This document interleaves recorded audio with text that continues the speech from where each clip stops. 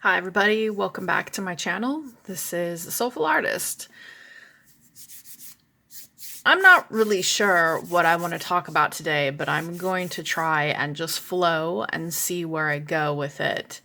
I've got my cup of coffee here, and I really just want to kind of take the time to open up and really explore a little bit of what's been on my mind lately, what I've been meditating on, and certain aspects of my own journey. I guess a little bit of a vlog, a little bit of a just like a free flow, just talking. So I don't normally do this, but I'm going to try it and see how it goes. Actually, there has been something on my mind, which is the idea of faith and hope. And why I've been thinking about this a lot lately is because throughout the past 3 years, I've been on my own spiritual evolutionary path. I've been on my own self healing, doing a lot of self healing work, and actually uncovering authentic self and being able to heal bloodline and ancestral templating and working very hard on that. It doesn't mean that my job is finished. I don't know if it's ever really finished, you know what I mean? But you can come to a place of peace and fun and being able to enjoy yourself while you're in this process. That's what my art is about. That's what my channel is about. It's all about showing people that they too can heal. You know, that's what my site is for. It's really to explore my experience and to give others a chance to see that you don't have to just do one thing. You can still be who you are, what and embrace what you love while you're on this journey, while you're healing, while it might be hard and ugly as fuck sometimes. There's going to be, beautiful moments that you never thought that you'd experience. And this brings me back to the topic off the top of my head about hope and faith. And for many years, I answered questions about soul connections and twin flames over on Quora.com. And one of the biggest issues that I saw with people not only getting wrapped up in a label of something and the templating kind of just taking over, okay, the idea of this kind of relationship that, if it's very hard to go through an experience like a twin flame experience, it's not simple. And we have a lot of people who actually run around thinking that hope and faith is really what's going to, well, save them. Okay? Save them or bring some counterpart back to them. This simply isn't true. That is a program. Okay? That is programming that has been, it's a religious programming. Okay? To upgrade into the idea of knowing yourself, knowing so that you can interact with others. Hope and faith puts you really in a frequency of depression. It puts you in a frequency of really just desperation. And I'm not saying that hope isn't a good thing. Hope can be a good thing at times, but the problem here is if you are doing this work, and it can get hard if you're doing this kind of work, hope and faith is kind of like a stop sign that keeps you from progressing. It keeps you from really realizing your full potential because you are placing yourself within another person's trajectory. And you're saying, I cannot do this without them. And so you're hoping and you're praying and you're thinking, if I give this, if I do that, if I pay this forward, if I constantly give this and give that, something's going to give. God, source, universe, it's going to deliver me a gift. And I don't want to get too riled up about this, but at the start of my own journey, at the start of my own healing path, this was something that I had to integrate. It integrated fast, was learning and understanding that hope and faith are both programs that we are taught. Okay. And I know a lot of people are probably like, oh my God, how can she say that? How could she say hope and faith should be? I'm not saying that those aspects aren't a part of humanity, but what I'm saying is that if you have put yourself into hope and faith as being your only recourse, you have abandoned yourself. And man, you don't want to do that. you know I've been there. Sometimes I still find myself going through those stages, and it can be hard. It can be hard if you've utilized hope and faith. There is such a thing as bad faith. There is such a thing as hoping yourself into a grave. And it a lot of people, especially in the core community, which I've been a part of, and I've made friends there, more than one person, various different people I've met there in chats. Many people there are stunted. Okay, many people are stunted in their growth. Many people don't really understand that they have stopped themselves. It's a choice, that you have. And there's a lot to learn. There's a lot to learn. And so the ones that are stuck in a faith hope repeating cycle, okay, you're going on and on. It's like a hamster wheel. I mean, hamsters are cute, right? But are you a hamster? Do you want to be on a hamster wheel? And I found myself wanting to exit that. It is a trap. Okay. There are many traps that are set for us that we have to move past. If we don't move past those traps, we will stay stuck in them, and more traps, more of a maze will be presented. And don't get me wrong, there's going to be plenty of traps. There's going to be plenty for you to contend with. So staying stuck in one trap and one mental prison it's not beneficial. You know, this can happen for a lot of people, and it really sucks. It really sucks because I know how that feels to live on hope and faith alone. I've had a very difficult life, and it's only these past few years since my journey started that I've been able to clear some of that garbage up. I've been able to actually integrate. I've been able to heal a lot of templates, heal a lot of things. And until you access that raw power inside of you, joy will leave. Okay? Joy will disappear. And like a beggar, you'll get stuck hoping for some kind of outcome that isn't coming. And the more that you focus on that, the more you abandon yourself. The more you abandon yourself, the less that your own inner issues get looked at, your own problems. You let people go. You let things happen. Things go by you. Things go past you. And then you realize years later, what did I do wrong? What has happened? What have I done? And I'm not trying to be mean.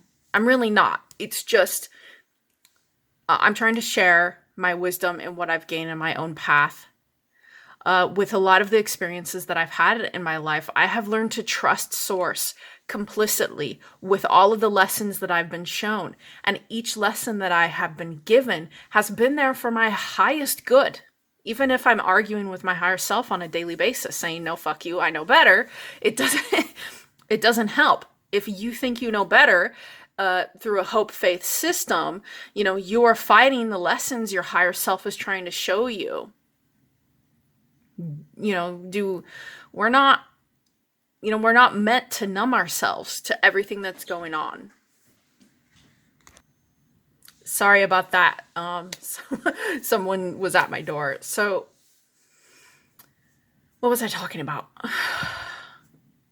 Yeah. So integrating the hope and faith system, being able to understand that aspect of you, why it exists, why you're accessing it, what you're ignoring. And, it's hard. It's hard. It's hard for a lot of people to let go when too much is too much. There has to come a point when there came a point in my life where I realized I was living too much on hope and faith alone and not taking enough action. The less action you take, the more stagnant you become. The more experiences that you could be learning from are going to be put on hold. The more certain things, and I'm learning every day. I'm still learning every day about myself, and I'm learning about my own path. There's a lot that I'm still integrating, but to trust also has to have a place in knowing yourself, knowing what you've been through, knowing the lessons, knowing the experiences, and the ugliest, most darkest parts of yourself. Too long I spent my time in the light side, okay, of the community. I spent my time with a lot of different spiritual people who were very much ingrained in the love and light. And when my awakening, okay, when it first started, I automatically had an aversion, okay? I had the Kundalini rising go through me, but due to religious experiences in my life with abuses, past religious abuses, control mechanisms, things like that, I automatically had an aversion to a lot of this love and light guru BS. Okay, and I'm not saying that that doesn't have its place, because everything has its place to learn from. It doesn't matter whether it traps you or whether you move past it really quickly. Each lesson comes to you as it's supposed to come to you. It's perfectly natural. As it says, it's hard to control exactly what it is you're supposed to be learning, but you begin to get an intuitive feel for what it is you're supposed to be integrating, right? And you can simply see this by paying attention to the people around you in your life. What are they like? What are they mirroring? What are the issues? What is the resistance coming from? It's from that basic place of being able to consciously ask yourself questions. And I mean, obviously there are some things some people in your life that might not really be that important. Okay? I don't want to talk too much about the types of people that live here on planet Earth, but that could be in for later or another video. But truly being able to see yourself takes a basic consciousness, inner knowing process. And if that process gets stunted by a certain type of belief system that has been running on repeat, okay, something that is going on repeat and is keeping you in a trap, because hope and faith can be a trap. If it's keeping you stuck there and you're wondering and hoping and praying and faithing, okay, instead of knowing. Okay, knowing is within the Gnostic mindset. Knowing that all things that come to you are supposed to come to you for a reason, and they are there for a reason.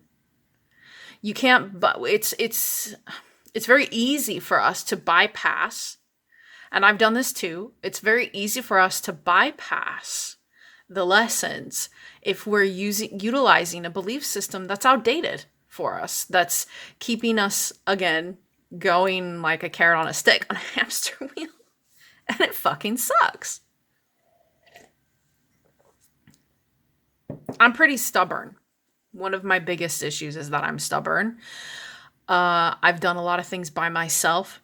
I've learned and healed on my own. Every time I've reached out to someone to heal, reached out to someone to heal, I've learned a lot about myself that were really hard lessons. Hard knock growth comes from meeting new people, because new mirrors present themselves. If you've got the same ones around you every single day, the same people around you every single day, pay attention to what they're saying. If you are stuck in a white, false light hope, faith-based system, what are the people around you saying? Have they integrated that into you? Have they programmed you with that? Is this something you've accepted because of your upbringing? Is it something that you haven't looked at because your upbringing? Are you just accepting that that's how you're supposed to do something? You know? And we hear a lot of people say, oh, accept yourself, love yourself, and that's great. I accept myself where I'm at. But I understand that I'm a fuck up in a lot of ways. And if I don't focus on that on one point or another, and I get stuck on something that says, well, everything is just going to work itself out in time. Everything will be all right. I don't need to worry. That is the mind numbing poison that is that is being fed into your mind. Okay. And if you want to access a heart mind connection, it takes a conscious knowing to be able to understand the wisdom that's being presented to you so that you can connect both your heart, your creative energy the creative energy resides within here. And if that joy is no longer in your life, if you're not finding joy in life itself, there's something wrong. There's some kind of block, and trust me, I've got blocks.